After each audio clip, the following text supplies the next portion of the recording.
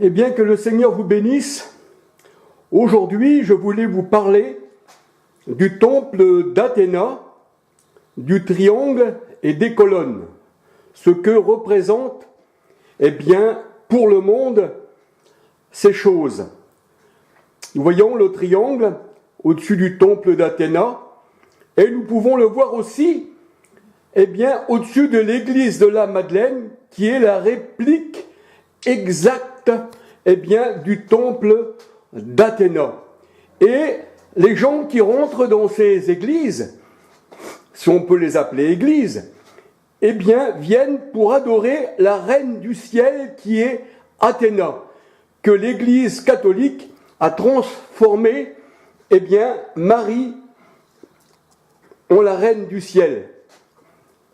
C'est une chose que le Seigneur nous dit dans sa parole. Il est dit que l'adversaire lui-même se déguise, eh bien, pour se faire adorer.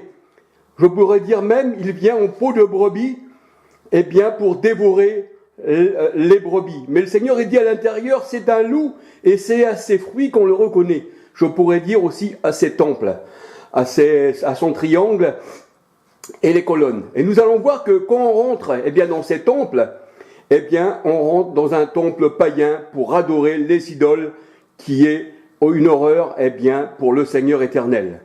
Alors, nous allons regarder l'église de la Madeleine, et nous allons voir qu'elle ressemble, eh bien, trait pour trait, eh bien, au temple de la déesse Athéna.